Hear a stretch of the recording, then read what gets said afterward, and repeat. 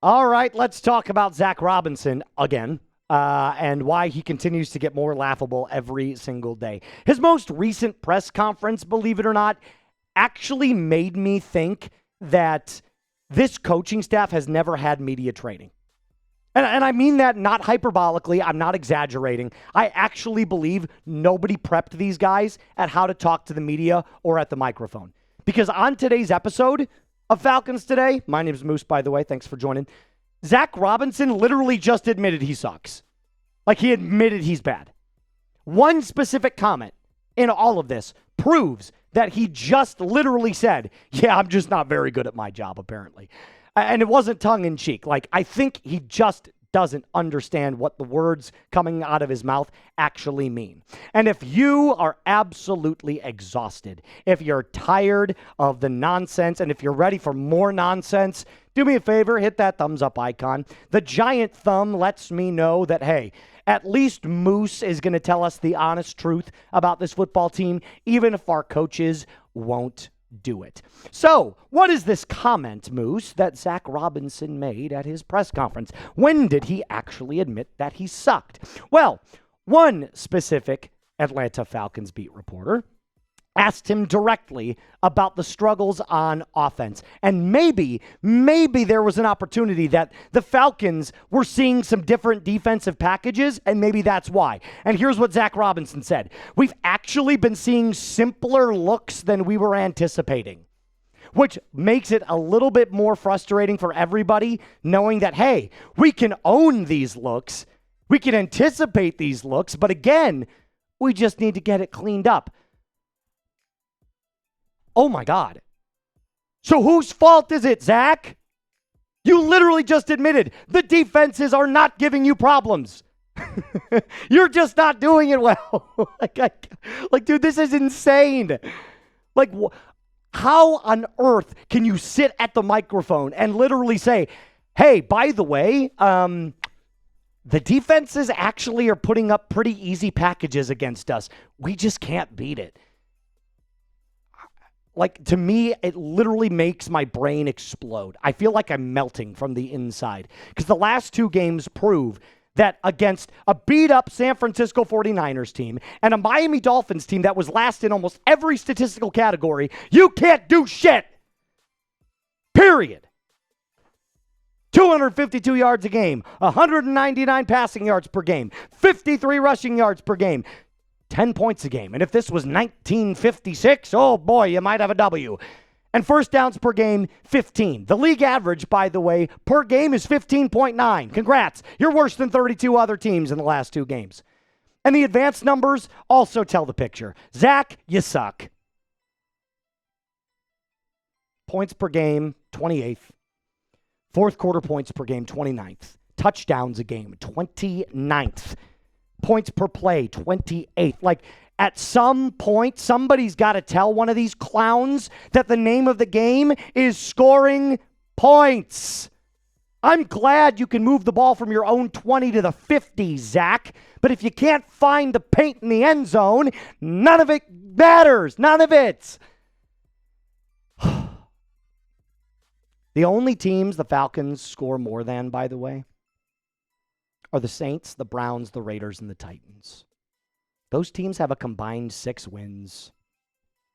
Those are the only teams you score more than in 2025. But wait a minute, Moose, time out. Did he talk about how to make the team better? He did. And he sounded just as foolish. He really did. Here's what he said. How do you make the team better, Zac? Easy question. You got to make sure that practice is set up the way that you need to. Got to get those looks. Get the live reps. We'll get those live reps out there. So, just regurgitating what Raheem Morris said yesterday. Get back to practice. Is that what you're telling me? You just got to get back to practice? Okay. It is clear to me that after these press conferences, nobody's communicating with each other. Zac probably watched what Raheem Morris said and listened to what he said and just be like, yeah, I'll just echo what Raheem said. That's what I'll do. Because getting back to practice does nothing. You practice every week. How about something else? How about opening up a discussion to your players? How about letting your players voice what they think the problem is and then adjusting your game plan based off of what your players want? Because you're not playing the game. You're going out every single week and commanding men. And because of your incompetency, the Falcons now have a 15% chance to make the playoffs. This is why we're not going to make it, guys. It's not because Raheem and Zac said some shit at the microphone that didn't make a lot of sense and we all have a good chuckle on it. It's because it starts at the microphone and it bleeds into practice and it bleeds into the games and eventually the players get tired of it. You admitted defenses are making it easy on you and you still can't figure it out. I don't want to hear anything about injuries. The San Francisco 49ers are one of the most injured teams in the NFL. They're winning football games. The Kansas City Chiefs, the last couple of seasons, have had injuries all season long. They made the Super Bowl. What do those teams have in common? Great head coaches, great staffs, great pivoting, great adjustments. You've got none of it. So let's fire Zac.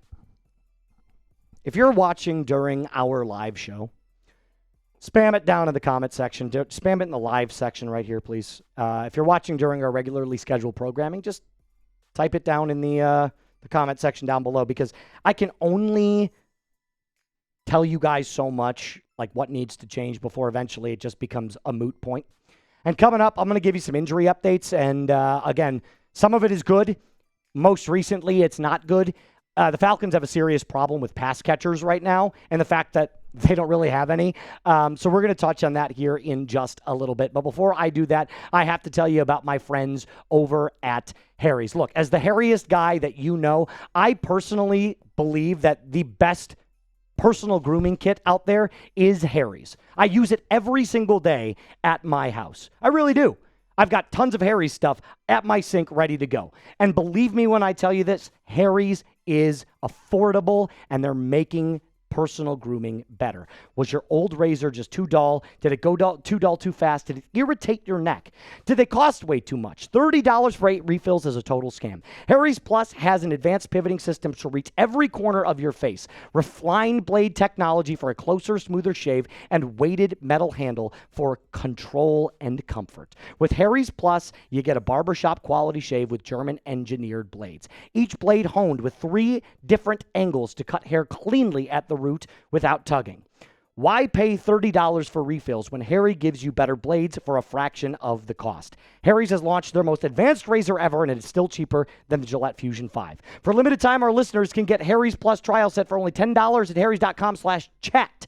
This set includes the all-new Harry's Plus razor, 1 refined 5-blade cartridge, 2-ounce foaming shave gel, and a travel cover to protect your blades to go on the go. Just head on over to harrys.com/chat to claim this offer, and after you purchase, they're going to ask where you heard about them. Please support our show and tell them Moose from Falcons Today sent you. So Mike Garafolo, who's a big-time NFL reporter, basically gave the update from what Raheem Morris talked about today at his press conference. He's gone back-to-back press conferences. And Raheem Morris still considers Michael Penix Jr. day-to-day, but feels good about him. And funny enough, that's what we were told last week, too. Just FYI, and then Kirk Cousins started. And then wide receiver Drake London feels better this week than he did last week. That's good news, too. The 2 guys that I really need to see on the field, specifically with the offense, are these 2 players. If not for winning the football game, just from an aesthetics perspective, like, I don't want to have what we put on the field as a TV product go out against the New England Patriots. Because you will lose that game 50-0. The Patriots are 10 times better than the Miami Dolphins, and it isn't close. And yet, we're not playing our best players, and we're continually told, well, we feel really good about them, and then we get the update, well, they're not playing. So, like, Raheem, I don't know what to, whatever. Here's what he said about the Michael Penix Jr. injury. Michael's in the building, obviously in meetings. He'll go out there today and do a walkthrough. We'll get a chance to get a feel for what he can do in practice. if he can do anything. That's not reassuring, but obviously we'll get that right after this and find out what he's doing, how he can do it, and how he feels and all type of that stuff. Really saying nothing with saying everything. Obviously, he feels better than he did last week. That's fine. Obviously, he feels better every single day with it being a bone bruise. That stuff gets better every day, so I feel really good about him. Penix needs to play. I cannot watch another week of Kirk Cousins and that Zac Robinson offense with no pass catchers out there do exactly what they did against the Miami Dolphins. It made me sick to my stomach. It was despicable. And now you have another injury update. Taryn Wack. Love this name. Love what she does. Love her work.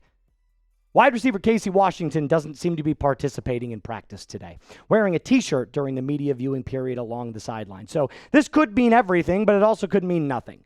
But if Casey Washington can't go, let's just throw the worst possible news out there. Who's going to pass or who's going to catch passes for this team? If Drake London and Casey Washington can't go, and right now both of them are up in the air. We hope they play, but both of them are up in the air. Here's the only 4 players, not this is our depth chart, but I have a list 4 logo in there, producer Alper, of the guaranteed players that are playing against the New England Patriots. This is a nice little view of what we've got going on right here. But the guaranteed wide receivers for the upcoming Patriots game are Kadarius Hodge, Darnell Mooney, David Sills, and Jamal Agnew. This is what we know is starting on Sunday. Like, this is all-time low stuff. You have no trade capital. You have a broken offense and injuries up the ass. Like, how much worse can it get? How much worse can it get?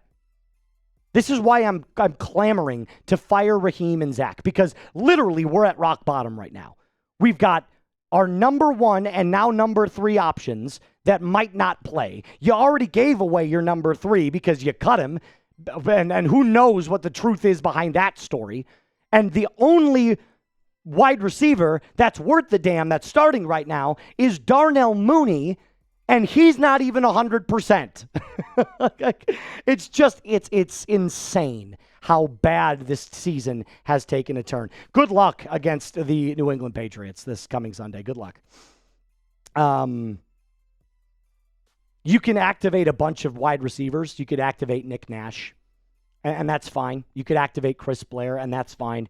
I hope you do, because right now, what we're starting with is not nearly good enough. But who knows? Maybe Raheem and Zac won't even activate anybody from the practice squad. Maybe they'll just say, hey, we give our guys on the 53 the best shot to go out there and win our games, and that's fine. Whatever. Continue to do what you do. That's all I got for you in today's episode. It's going to get worse if you're watching the live show, because trust me, I'm about to get more heated when it comes to our backup quarterback, Kirk Cousins. But until then, rise up and be cool.